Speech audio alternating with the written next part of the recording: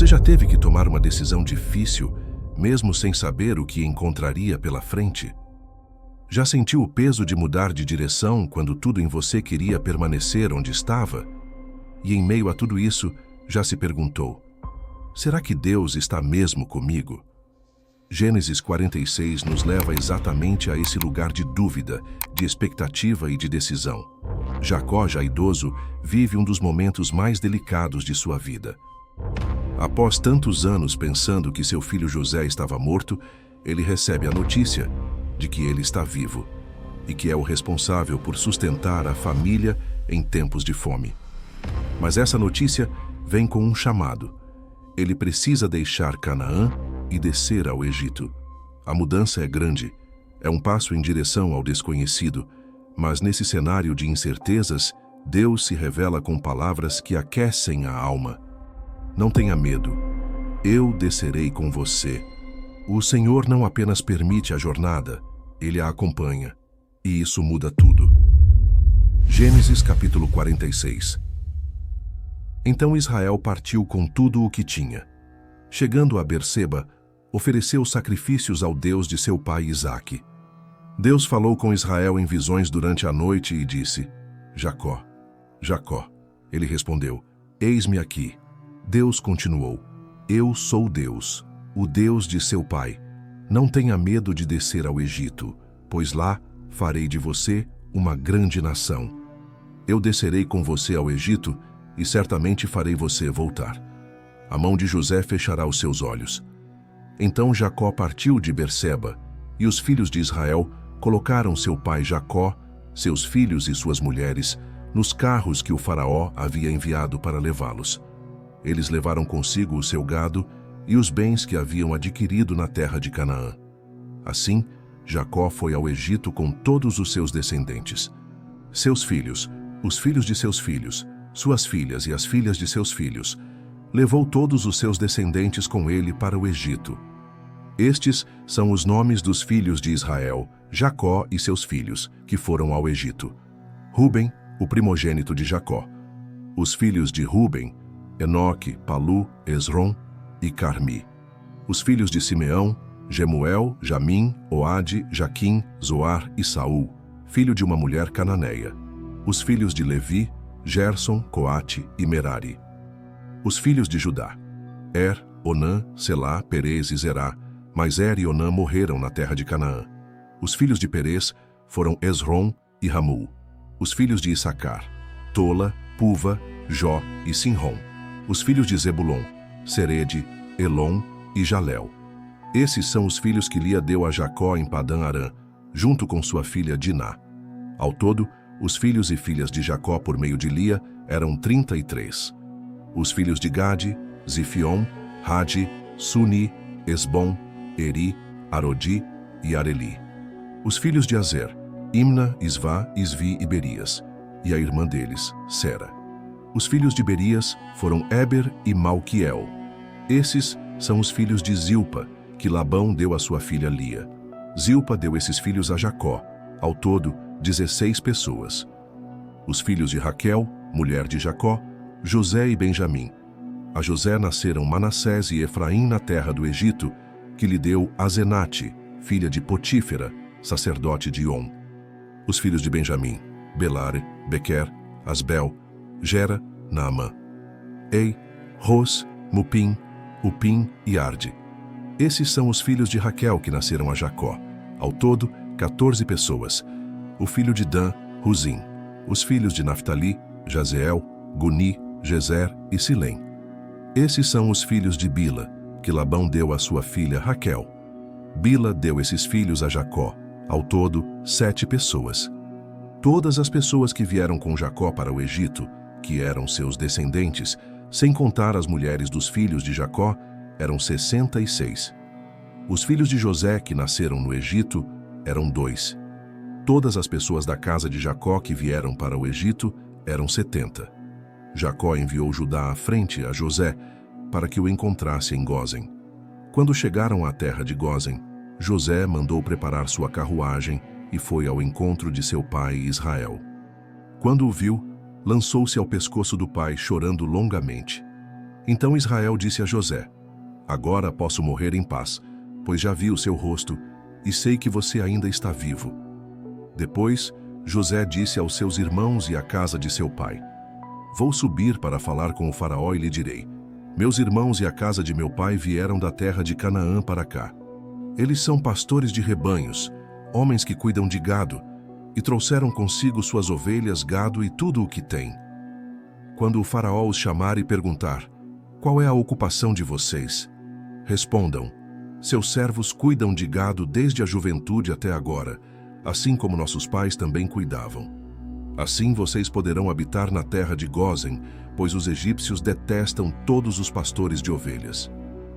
Gênesis 46 nos apresenta uma das cenas mais tocantes da história da redenção: a descida de Jacó, o patriarca de Israel, para o Egito. Este capítulo marca o início da transição do povo escolhido de uma família para uma nação.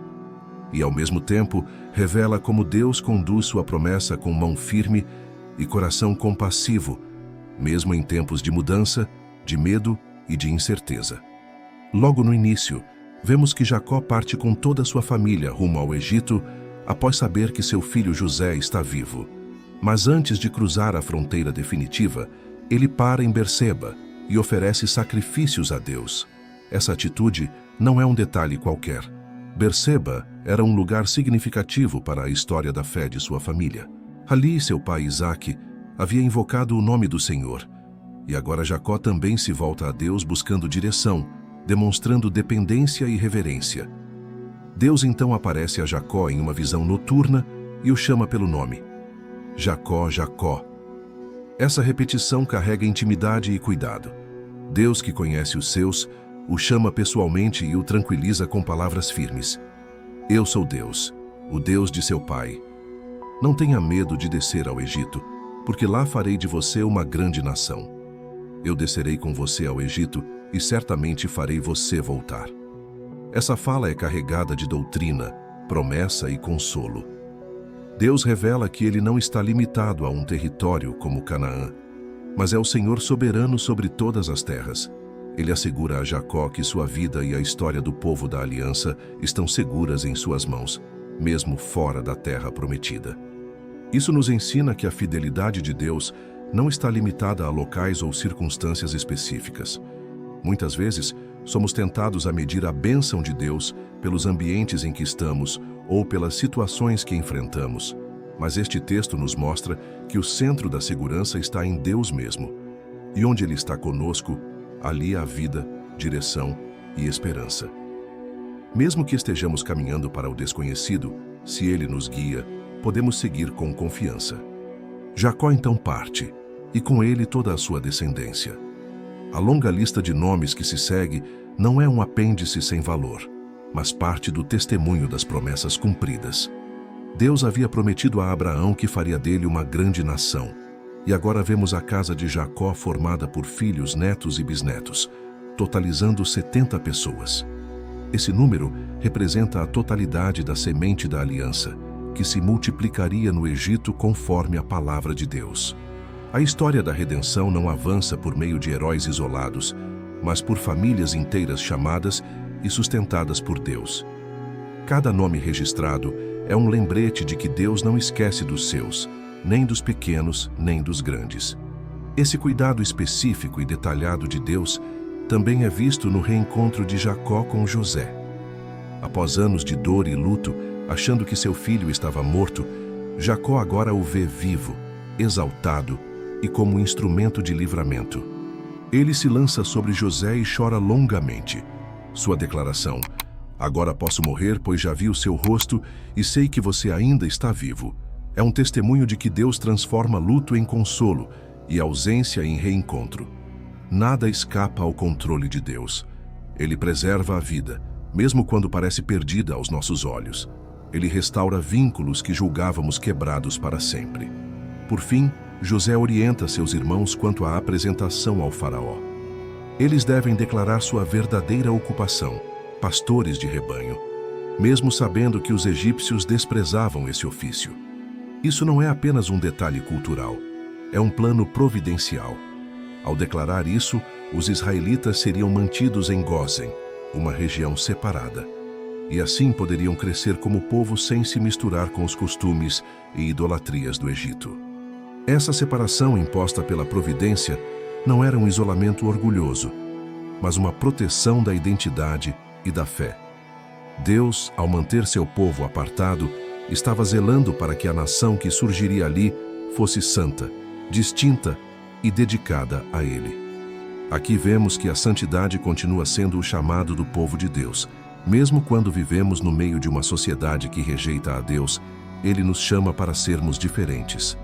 Essa diferença não é baseada em superioridade, mas em lealdade a um Deus que é santo.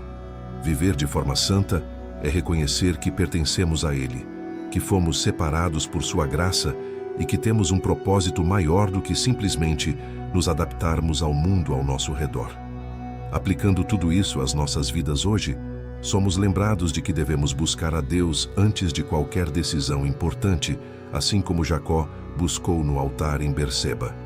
Devemos confiar em Suas promessas, mesmo quando Ele nos chama para sair do nosso conforto e caminhar por terrenos novos e incertos. Precisamos lembrar que a nossa identidade como povo de Deus está enraizada em uma aliança feita e sustentada por Ele. Não em nossos méritos, mas na Sua graça.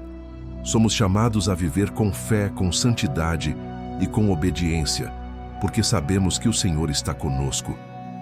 Mas, acima de tudo, este capítulo nos aponta para o Senhor Jesus Cristo.